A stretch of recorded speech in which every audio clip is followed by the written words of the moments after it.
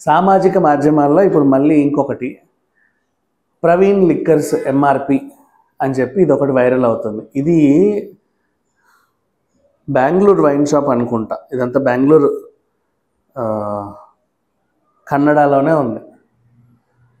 ఇవి ఎవరు పట్టించుకోరు. అంతెందుకు, ప్రవీణ్ అనే పేరుతో 100 వైన్ లిక్కర్స్ షాప్స్ ఉంటాయి.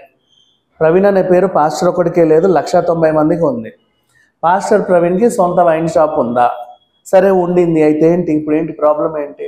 ఒకవేళ ఉంటే ఆయనకు బిజినెస్లు ఉండొద్దా? లేకపోతే ఆయన తాగడానికి ఒక వైన్ షాపే ఏర్పాటు చేసుకున్నాడు అనే లెవెల్లో మొన్న సీసీటీవీ ఫుటేజ్లో ఆయన పడడం ఇలాంటివన్నీ వైరల్ అవుతున్నాయి. పోలీసులు కూడా పెట్టలేదు, మరి ఎలా వచ్చాయో తెలియదు. బోల్డ్ అన్ని వీడియోలు వైరల్ అవుతున్నాయి నిన్నటి నుంచి ఈరోజు వరకు.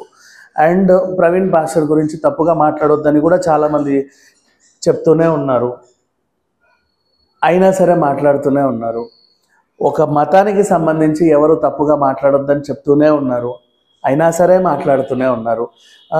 మళ్ళీ సమాధిలో నుంచి శబ్దాలు, సమాధిలోను వెలుతురు, జీసస్లా ఎగిరిపోయాడు, పిచ్చి పిచ్చి కామెంట్లు, మనుషులు అనేవాళ్ళు తలదించుకునేలాగా ఒక మనిషే ఇట్లాంటి కామెంట్లు పెడితే ఎలా?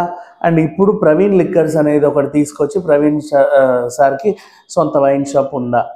ఎవరికైనా సరే మన ఇంట్లో కూడా ఎవరో ఒకరు చనిపోతూ ఉంటారు.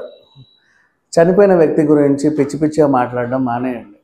అండ్ తను వైన్ షాప్లో లిక్కర్ కొన్నట్టు అవేవో వీడియోలు రాగానే పాస్టర్ ప్రవీణ్కి సొంత వైన్ షాప్ ఉందా అనే వార్తలు రాస్తున్నారు. ఇంత మించి ఏం చెప్పలేము. డైలీ క్లారిటీ ఇస్తూనే ఉన్నాము. గతంలో కూడా ఆయన చనిపోయిన ముందు రోజు వాట్సాప్ చాట్ ఇదే అని, మళ్ళీ ఇంకేవో వార్తలు పెట్టారు, మర్చిపోయారు. నా దాంట్లోనే ఉంటాయి టైటిల్స్లో, చూడండి.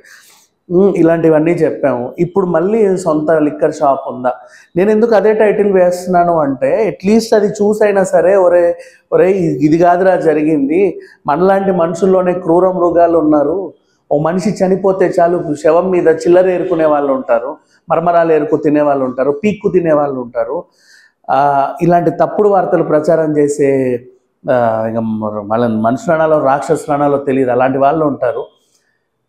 నమ్మకండ్రా బాబు అని చెప్పి నేను అవే టైటిల్స్ వేస్తున్నా. కనీసం అట్లీస్ట్ గుర్తుపెట్టుకోండి, మనిషి చనిపోయిన తర్వాత ప్లీజ్ దయచేసి జోకులు వేయకండి.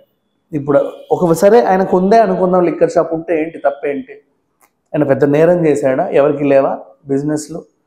సో తప్పుడు వార్తలు, తప్పుడు ప్రచారాలు చేయడం మానేయండి. Thank you so much.